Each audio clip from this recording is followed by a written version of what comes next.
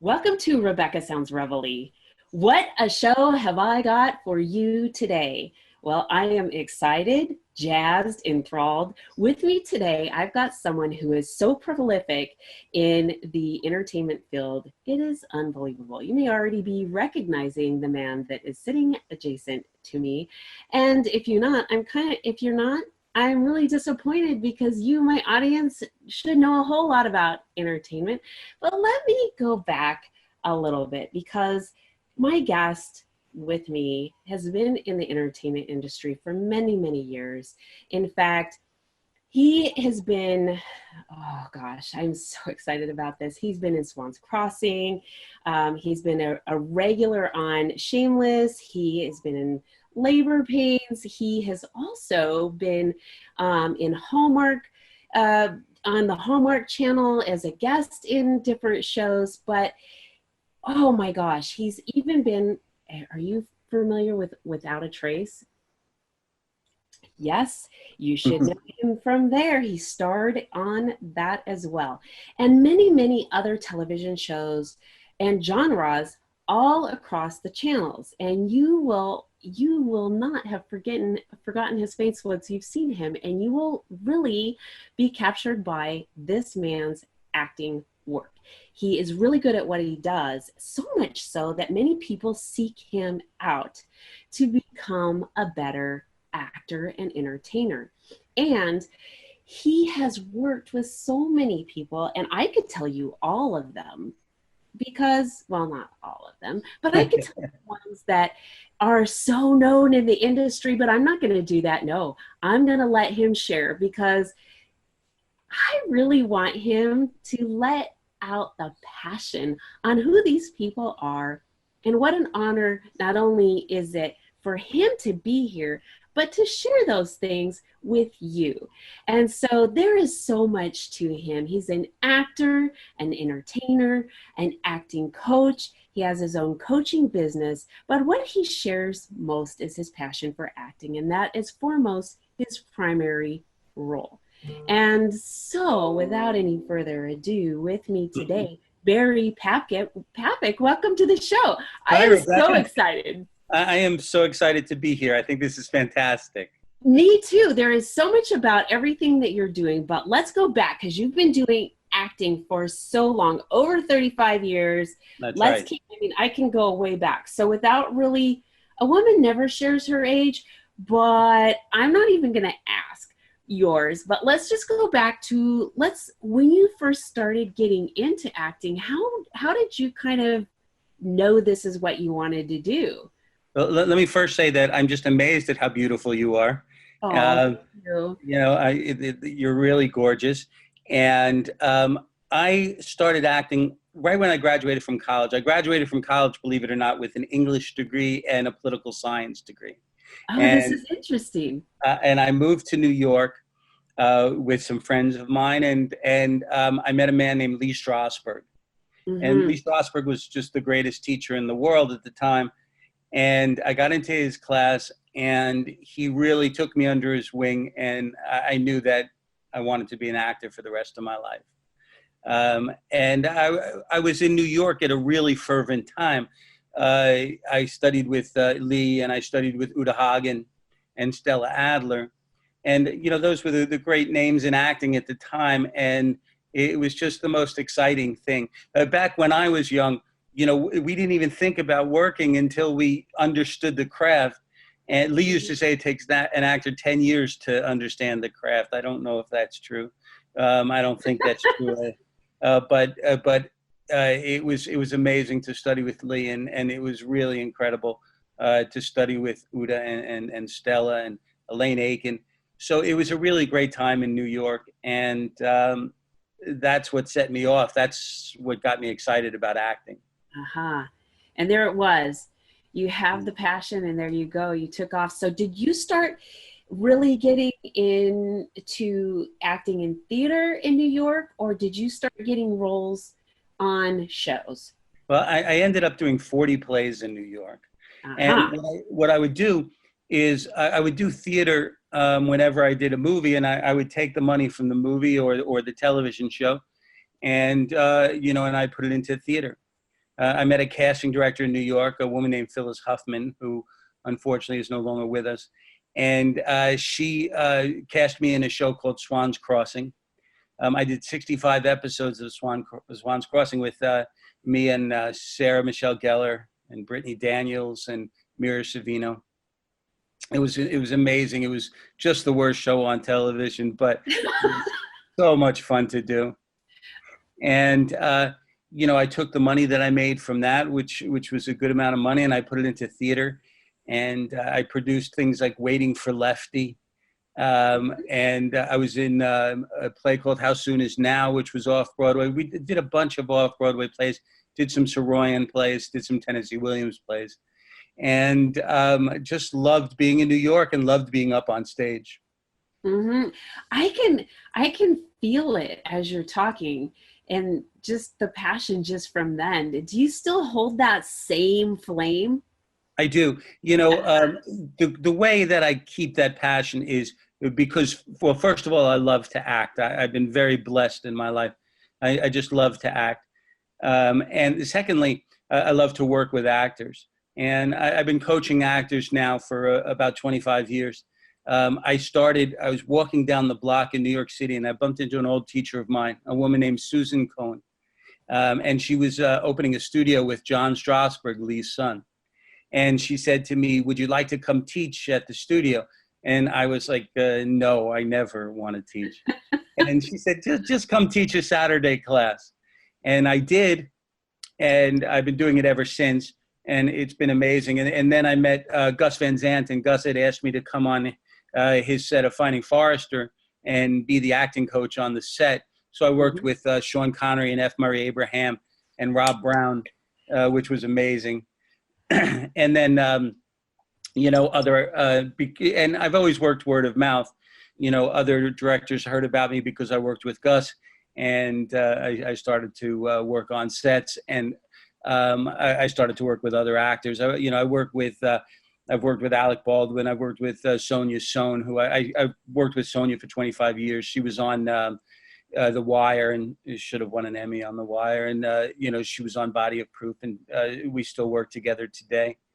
And I worked with Jamie Foxx. I was hired to coach Jamie on Ray, which we won an Oscar for.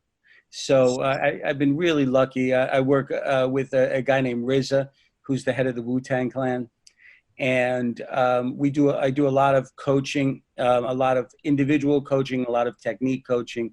And, I've been coaching Eric Benet, who is doing a movie. He's an R&B singer. I worked with one of the Fifth Harmony. And it's a funny story. When I wrote on my Twitter one day, just off the cuff, "Oh, I'm coaching a girl from Fifth Harmony." And I got about 100,000 hits that day. And, oh my goodness. And 10,000 new followers. Oh my goodness. Yeah, it's been pretty fantastic. And, I just love working with actors. And in the meantime, I still make movies, and I still act myself. I was in a movie called Private Parts with Howard Stern, yes, which was a very popular film. And I was in a movie called Simone with Al Pacino, which was a very popular film. Let me ask you a little bit about that, because Al Pacino's films are very intense. Was there? Yes. So tell me how that is for you, because you are really very versatile in your roles.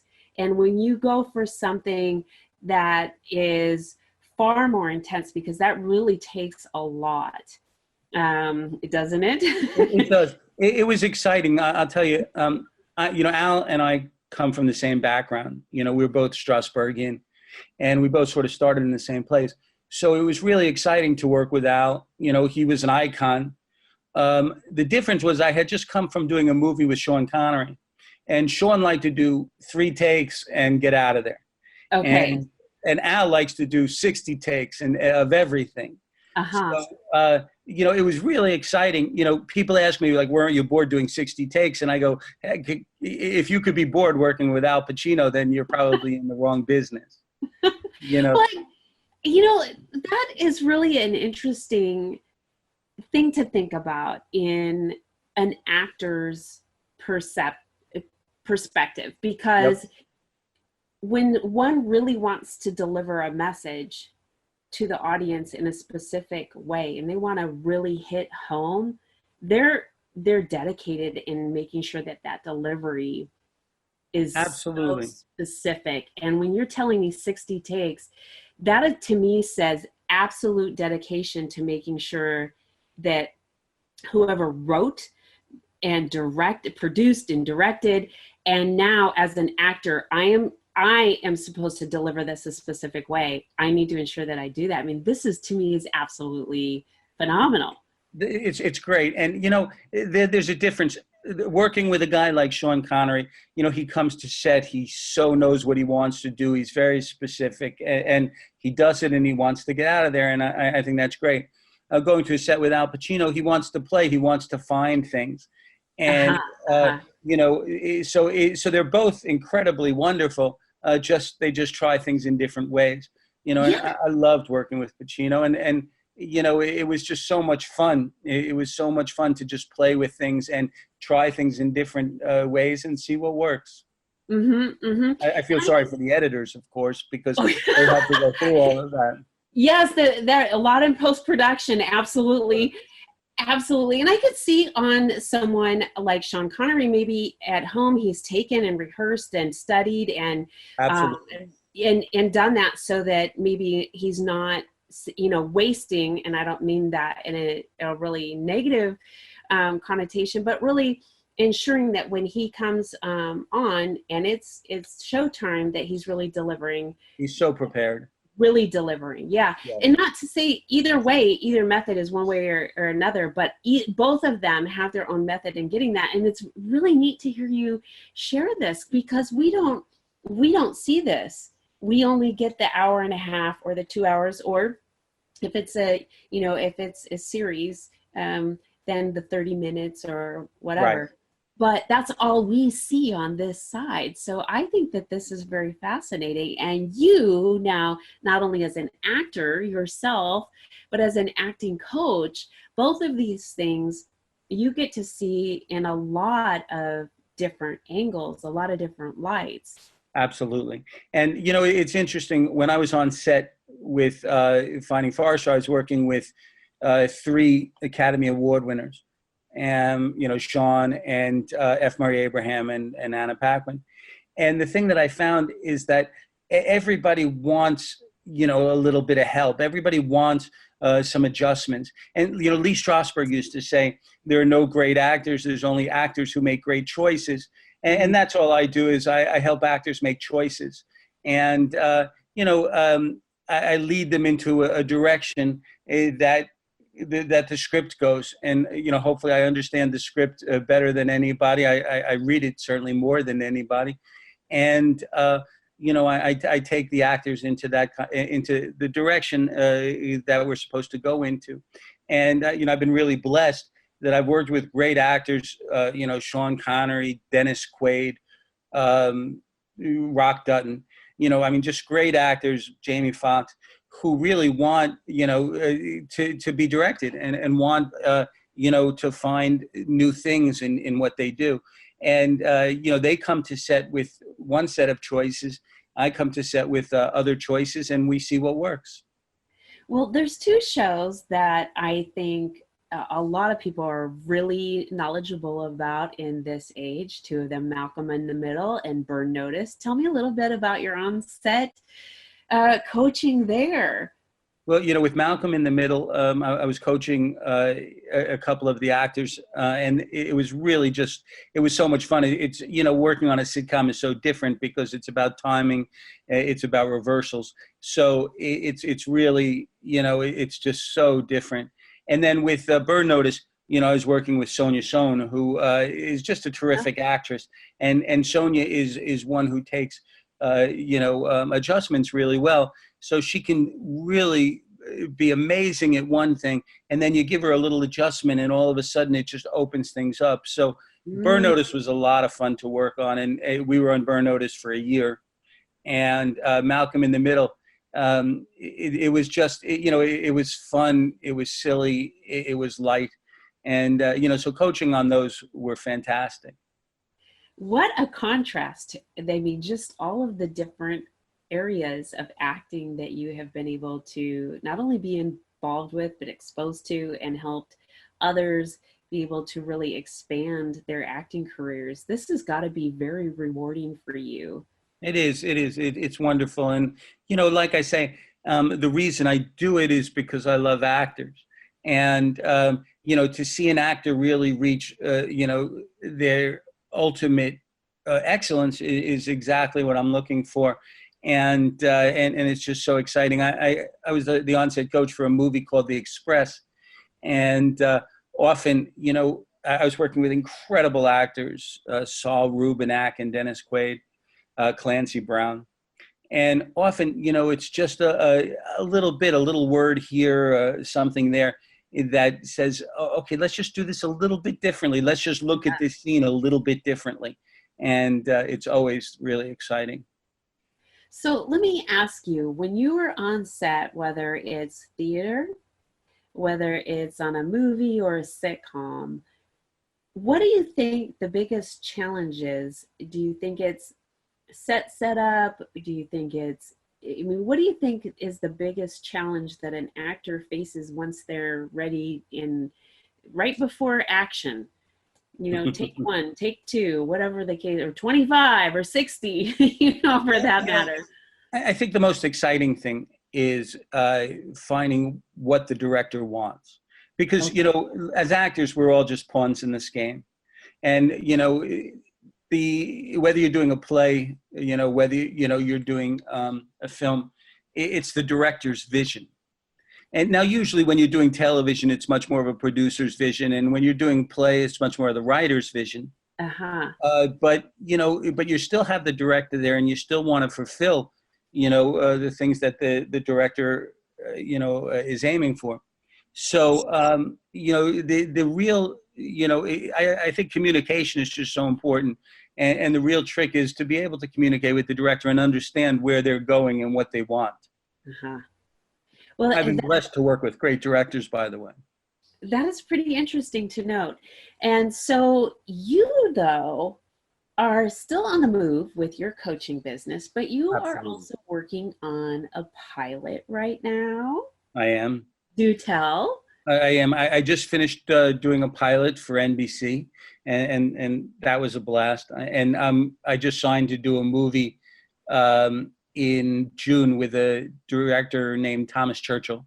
And Thomas also wrote the movie, and he's fantastic. We did a movie together last year called Nation's Fire with Bruce Dern and Gil Bellows, and it should be coming out soon. It's really exciting. And I'm just, it's nice to work with somebody that you feel comfortable with, like I feel comfortable with Thomas.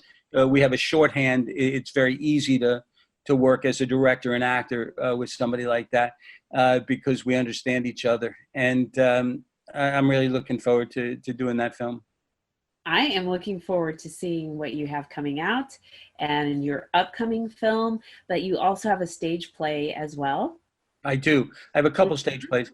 I wrote a play called Ruby's Arms, which we're putting up very shortly. And I have an incredible cast, a couple Emmy winners, fantastic cast for that. And we're just raising the money for it now. It's 30 monologues connected by dialogue and 10 songs. Ooh. About a piano player who comes to Los Angeles to become a star and runs into some problems. So Ruby's Arms is something that I'm really excited about.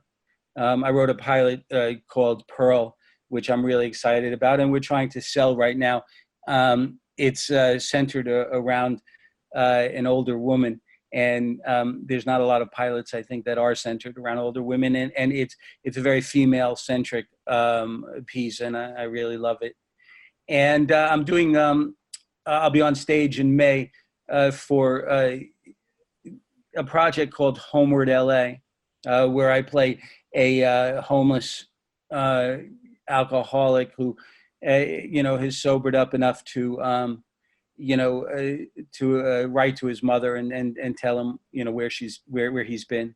So it's a really exciting project. They're doing it all over Los Angeles, and I'm really looking forward to doing it.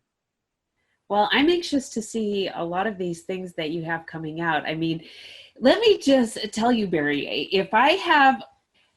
so in the meantime, while I'm waiting for these things to come out, absolutely, I get a lot of Netflix, Hulu, Amazon Prime, YouTube, you're everywhere. I can watch a lot of your past work while I'm waiting for your upcoming work. And if I'm so inspired that I want to get into acting, tell my audience where they can get involved with your coaching. Absolutely. They can contact me at bpapick@aol.com at any time, bpapick@aol.com. I teach a class on Monday nights, and it's an incredible class, very passionate actors. I really love it. I do all kinds of private coaching, like I said, technique coaching, audition coaching, and coaching when you've already booked something. bpapick@aol.com is an easy way to get in touch with me. The studio number is 818-590-3999, and that's an easy way to get in touch with me. My website is barrypapick.com, and it has a lot of my coaching stuff on there, and it also has a lot of my acting stuff on there. So my acting reels are on there, so you can see who you're working with. And I always say, work with a working actor, because they understand what you're going through on a daily basis. I have a movie coming out next month, by the way, called Bolden, which I was on I was coaching on, and Bolden has been 12 years in the making. And 12 years? 12 years. And I didn't realize that. It's not a studio film. It's an individually financed film. It's an incredible amount of money has gone into it. And it's a gorgeous, gorgeous film. I saw the first cut of it last week, and it's really amazing and very different. It's going to be opening on 300 screens in May. And okay. I'm really excited about it. So on the 300 screens, is it, and it's an independent film, where are we going to be looking for it? In all of the Landmark theaters. So you'll be able to see it all over the country. And it's got some wonderful names in it. And besides that, it's just a really beautiful film. It's something that's sort of never been done before. It's the story of Buddy Bolden, who invented jazz. And it's just really beautiful. I think it's going to be, Wynton Marsalis did all of the music for it. And I think it's going to be accepted really well. It's very different.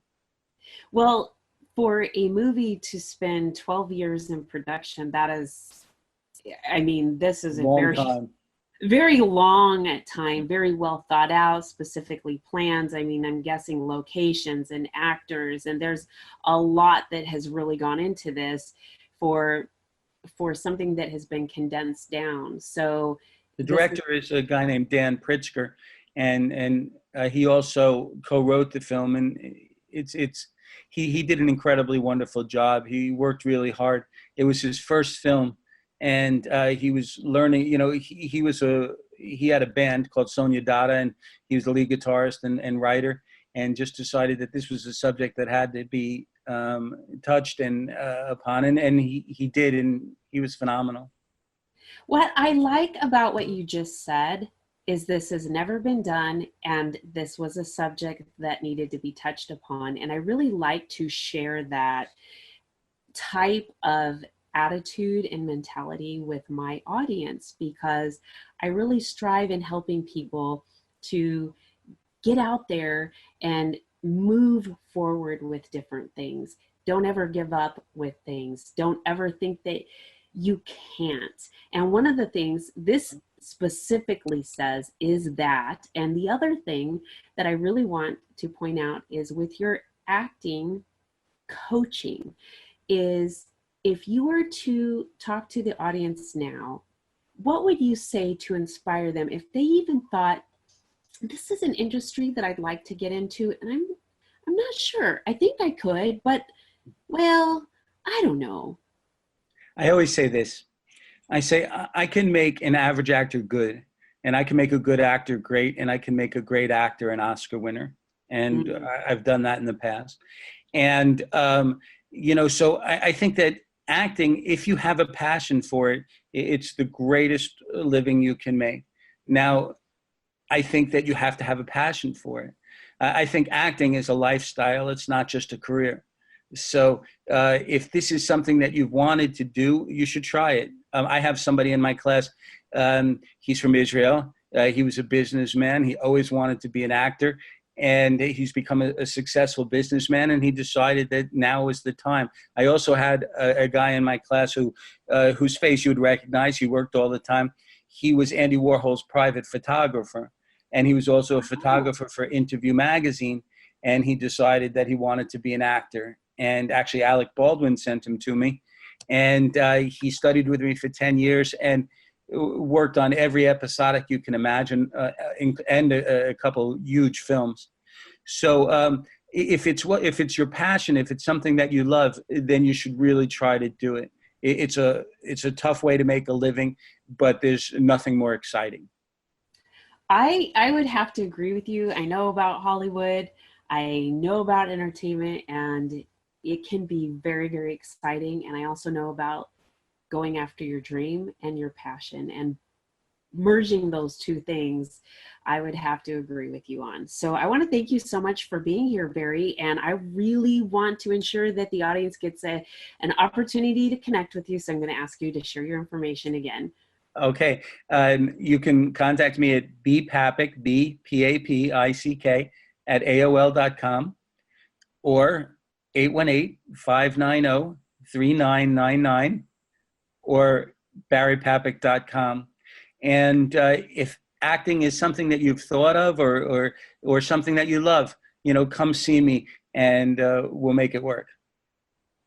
Barry, this has been an honor and a pleasure. I am so glad to have you today. Rebecca, this was so much fun. I can't believe that it's over. I look forward to talking to you again. Likewise, so much. I will have you back. Believe me, I'm going to. I look forward to it. Pulling you. And I want to thank all of you for tuning in. This has been Rebecca Sounds Reveille. Don't forget to share this with all of your friends, family, coworkers, everybody you know on social media, whether it's Facebook, Instagram, or every other social media out there. Share this and share your passion. Get connected.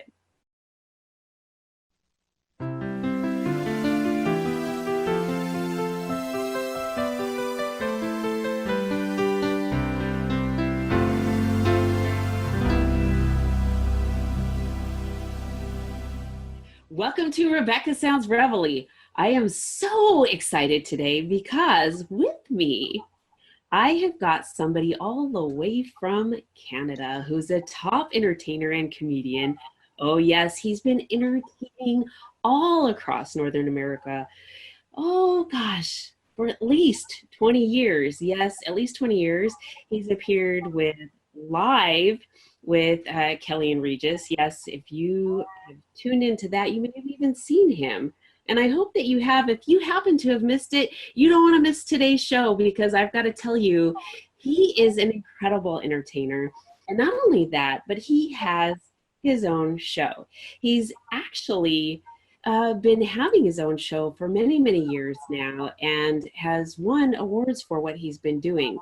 He's had, even back in 2015, had already hit his 8th season. So it's probably at least, well, he's going to tell us how many seasons he's in now, because I can't even count how many that's been now, but I would say that's almost, 12 now or something.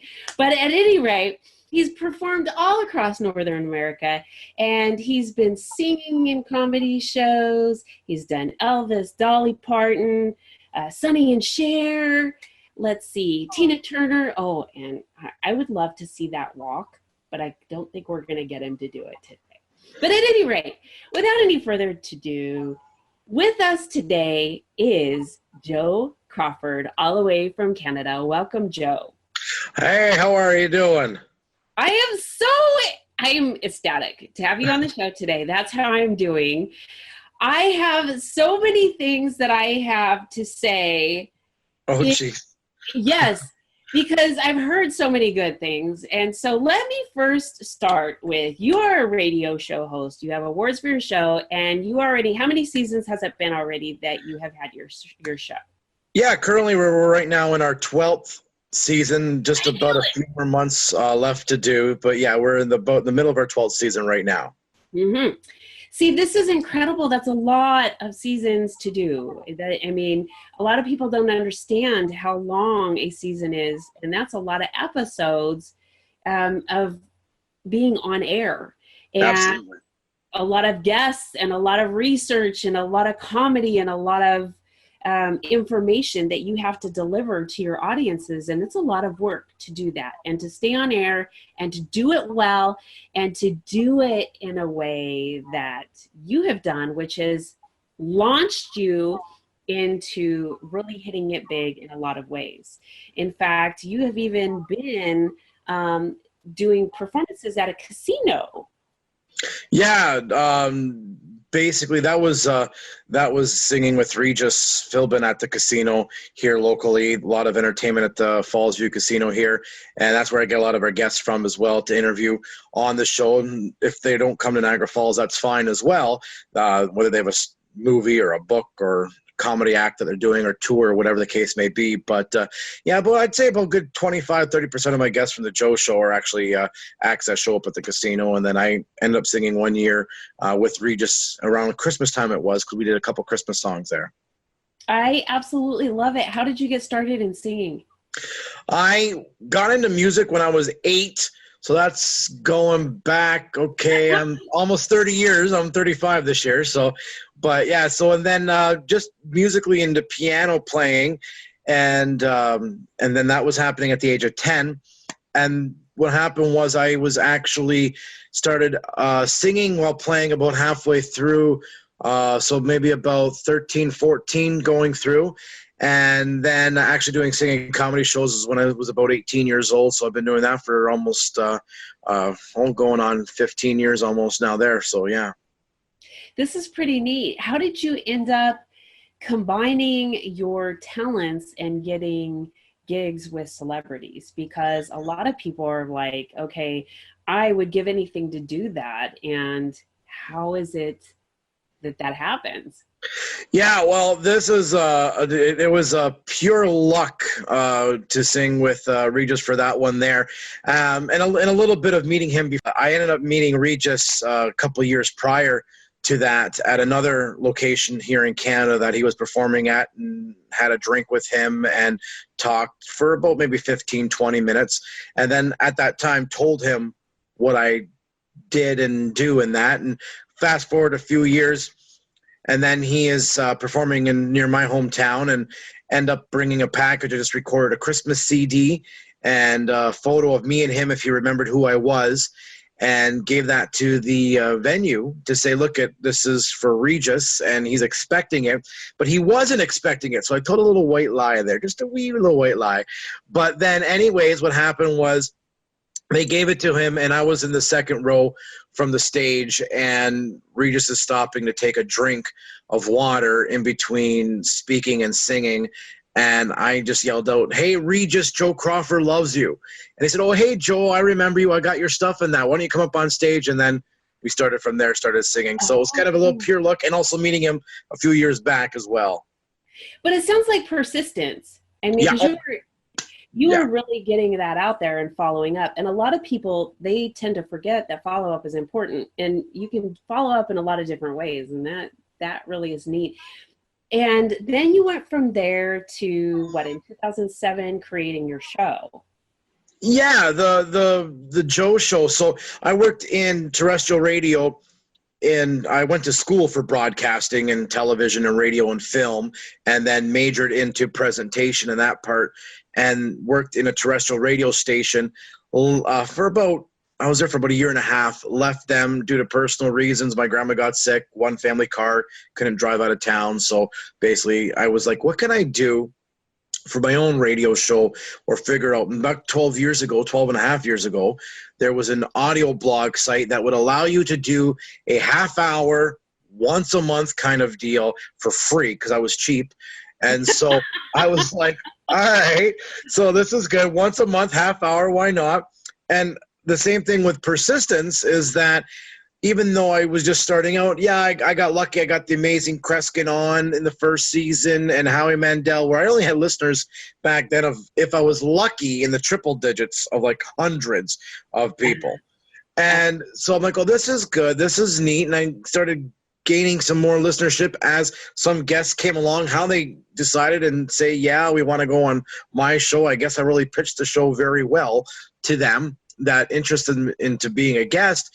And about 4 seasons or 4 years, so a radio station out of the States messaged me and said, we love how you conduct yourself with the celebrities and your interviews and things like that. We would like you to be with us. And I said, oh, okay, no problem. And they said, well, we're not quite ready to launch yet. It was a strictly internet radio-based radio station. And I said, okay, well, whenever you're ready, let me know. Then I had the opportunity to interview Alan Thicke, John Tesh, and a Canadian musician by the name of John Sands on an on-live location. And these interviews were going to be done over the phone, but we were going to be on live location with a business. I was going to do a show as we mingled that all together of entertaining. And I got a hold of the radio station and said, if you can get me up at this date, this time, to be ready to go, I'm yours.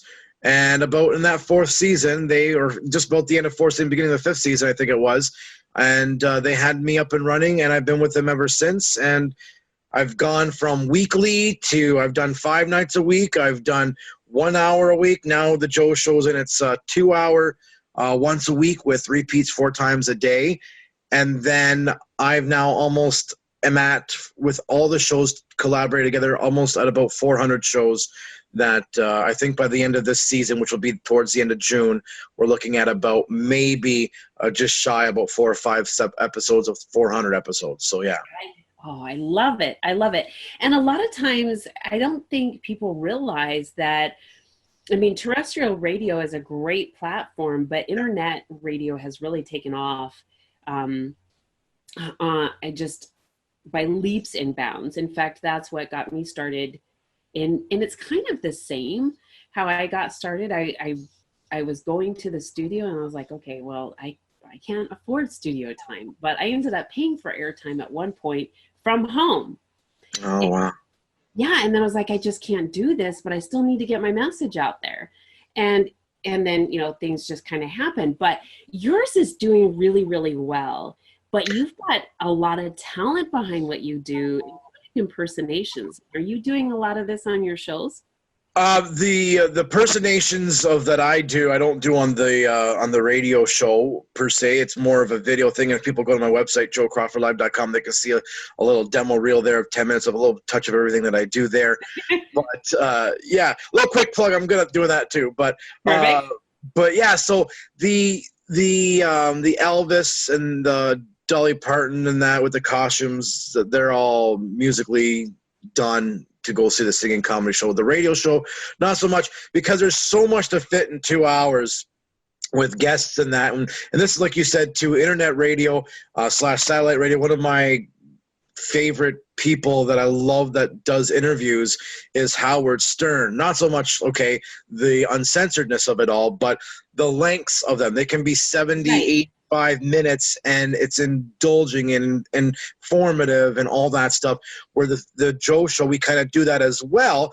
Okay, we're restricted now to 2 57-minute hours because of the news at the top of the hour, but then whatever is not able, because I had to edit it out, will then go up as a podcast archived afterwards on iTunes and iHeartRadio.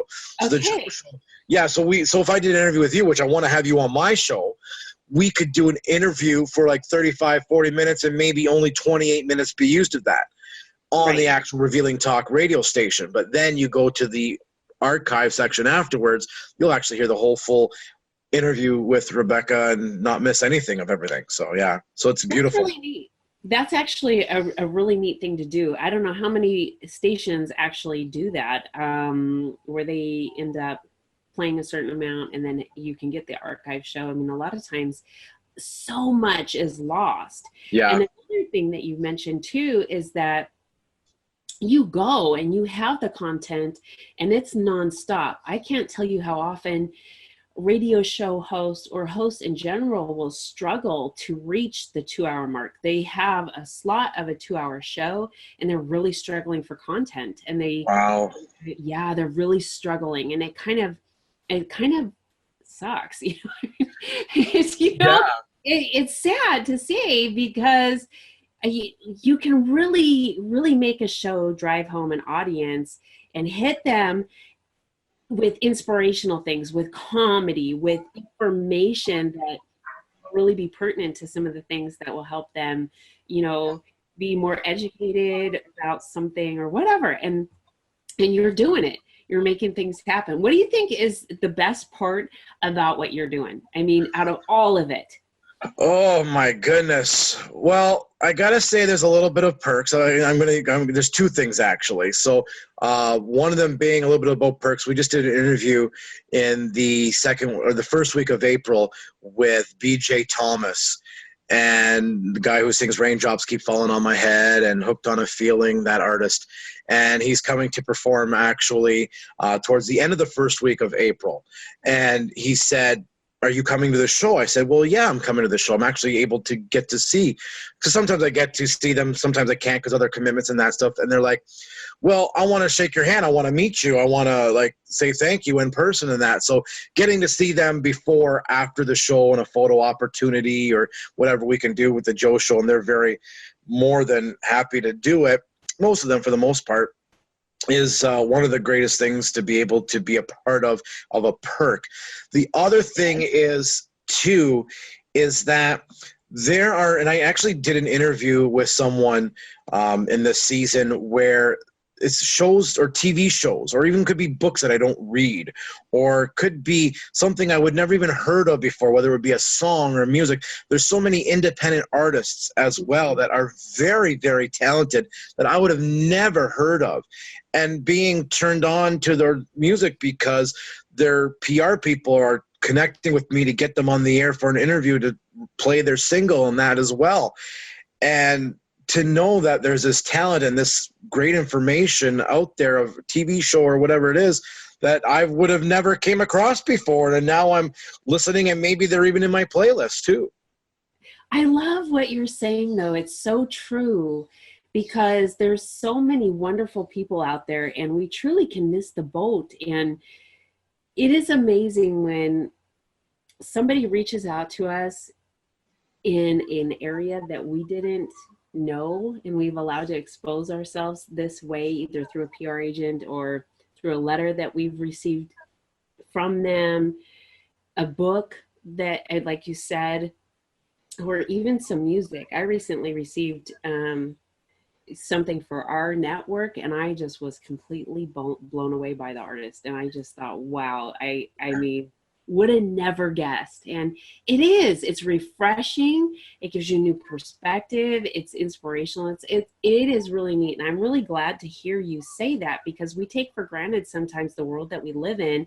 We don't realize how much other subcultures and cultures are out there that can really, really brighten our world. Yeah. And yeah, I love that. Even too, like I've experienced, I still do it sometimes like this too, where a PR agent will be an agent for multiple people and one big celebrity, say, that's really, really big. And then the ones I've never heard of before in that nature. And so I just had a music PR agent say to me, and I forget who I was asking for, so it was a while ago in this past season, but they said, well, no, you can't interview that person right now. They're fully booked. But I have 10 other musicians that I also am an agent for, and I've never heard any of these.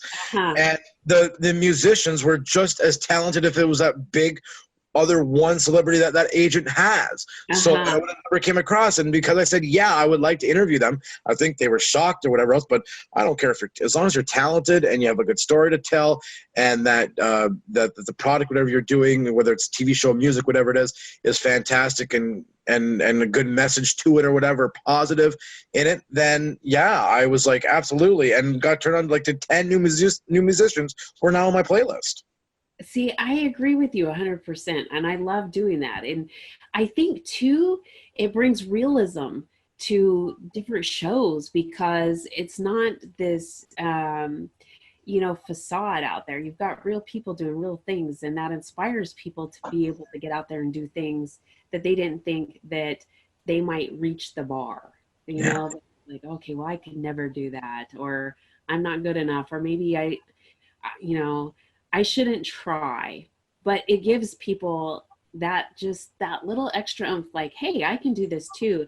And really, they actually have a talent or a good message, a good story, or whatever the case may be. It needs to be heard. And so I love what you're saying. This is really neat. How is it for you bridging you've got two different countries here. How is that bridging the two for you? Yeah, so it is kind of neat. I never would have thought. I remember back when I first started even in the boat, maybe 3 or 4 years into the station, where it was like Canada was my most listeners, and then America was second, and the numbers were always big in Canada. The number was big in U.S. too, but Canada was always on top, number one. And then that day when it switched, when U.S. was, I'm like, I'm losing Canadian listeners now because I'm still Canadian and that stuff there. But the thing is that obviously, and I never clued in, I don't know why, because I'm not great at math, but we only have 30 million and people have 300 million. So it's more obviously the Canadians. But yeah, so that the listenership has been so great that, and that I wasn't losing Canadians, I was getting more Americans because I was getting more American talent. But because, I don't know, further northern Canada, we're pretty good with the listenerships across border country all along of the whole nation of Canada into the States, and then of course all down in your West Coast and East Coast and southern states there too. But because the stations are so similar, so like your major networks like NBC and CBS and stuff like that, the TV shows we're still seeing the same shows that's being aired on the major networks. Okay. So it still can relate that way. And then even too, it works out where I've had a Canadian author who has been trying to break into the American market and trying to get through American customers, and now with being interviewed with our help, finally getting that little bit of exposure, and then hopefully can build on that to find a contact down there in the States to be like, look, and I now have American sales. And it's nice to know that we were that little push or help for that author, say. And I know that's happened actually a couple times over the years too. So lots of opportunities for both you and your guest by being able to be dual country. This is pretty neat. Yeah, and the other thing is too, which is really neat, because you made a mention in the intro that I've won some awards, the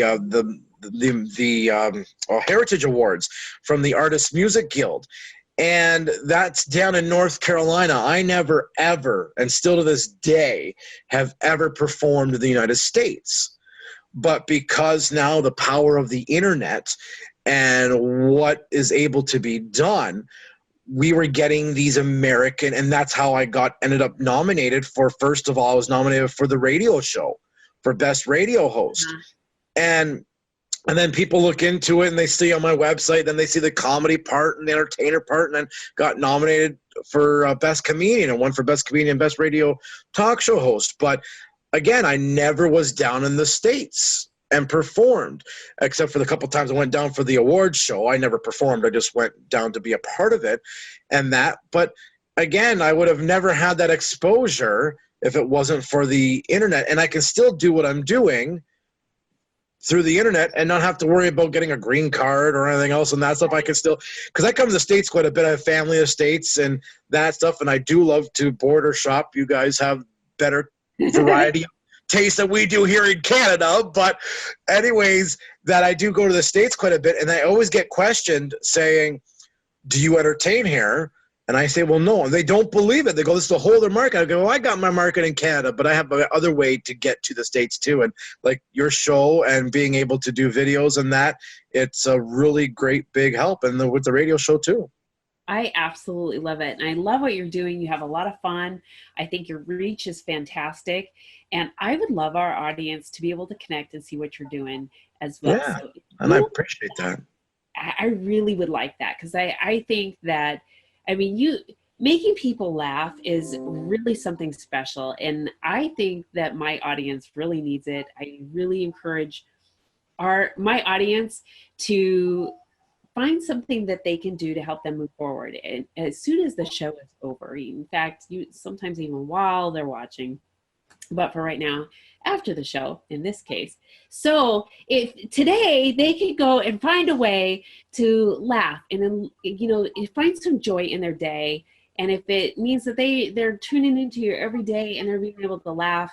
And I mean, this is an important thing, because it really changes the perception on how they look at day-to-day things, especially a lot of negative things that come in. And there's a lot of things going on in our world that really can keep people down, and I don't like that. So let's give them all of the information on how they can contact you and see your shows. Yeah, absolutely. And to add on that too, I love the fact that when I get to entertain, that you don't know in the audience who's had a bad day or what ended up in that person's life, what was going on of that nature. And so then usually at the end of the show, not usually, but sometimes at the end of the show, I had someone come up to me and say, you know what? That made me laugh. I got away for like 90 minutes or that 60 minutes, and you made my day brighter, and thank you. And those little moments there, and even doing the radio show that or listening to an interview, if it gets them out of that funk, that bad mood, or whatever this case may be, that's the reason why I'm doing what I'm doing, and making people laugh and enjoy their time while they can let it pass by. But they can hear the Joe Show and see me. Everything. The central base is Joe Crawford Live.com, JoeCrawford, like Cindy Crawford, but no relation, live.com. And then there they can follow along and see with the Joe Show. We have a Joe Show tab, and the Joe Show ends up playing there through our player. And then there's also an archived section that's hyperlinked that people can check that out and hear all our past shows over the past, since I think season 10 we have up there right now, that the database was only allow us. Yeah. So, and then of course, Facebook, all the social medias there. So I have Facebook, I have Twitter, the Joe Show page is there as well. And then also too on Instagram. We do here in where we're located in Canada, in the Niagara Falls area, that every Monday through Friday we do a 1-minute Warrior weather update. Within that, we also add in, don't have to even be from the area, we add in, this is a play on words, get your mind out of the gutter right now, it's called a Daily Dick of the Day, DYK, did you know? And it's, yeah, so there you go. That's why I say get your mind out of the gutter. And so that there's always a fun fact on there. And then we do end up giving away prizes as well. And you don't have to be from Canada or specifically from where we are located in the Niagara area. You can be in the States too.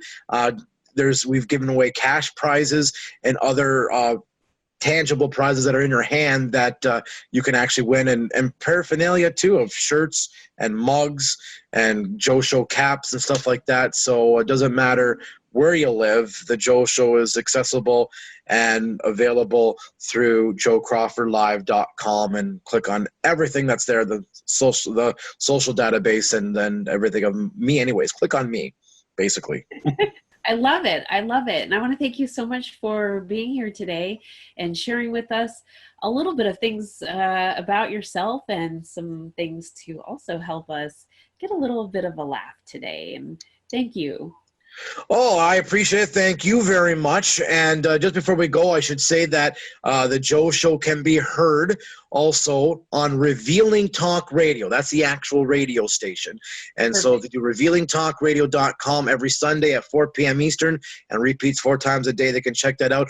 Rebecca, I greatly appreciate it. You're a darling. I'm going to get you on my show before we end for the season to talk with you and turn the tables around, because usually I don't get interviewed that much, so this is probably like I can count as many times I've been interviewed in my life on one hand, but I'm going to turn the tables on you and have you on my show.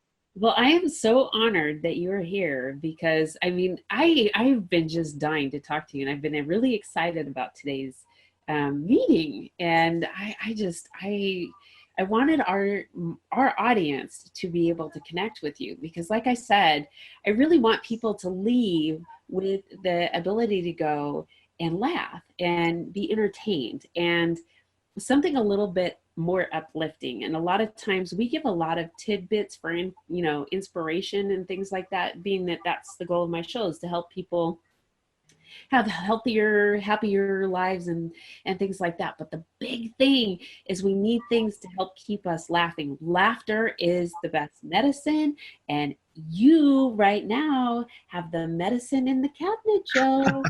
Just call me Dr. Joe. All right. So thank you again, and I want to thank all of you for tuning in today. You can go to joecrawfordlive.com. Definitely tune in. All of those links too will be with the article that is shared with this video. And I'd like to ask you to make sure to get this out to all of your friends, family, coworkers, and even those you don't know. Share it to all your extended friends and family and ask them to do the same. We'd appreciate it. Thanks for tuning in today, and make sure you get a little bit of laughter going in your world.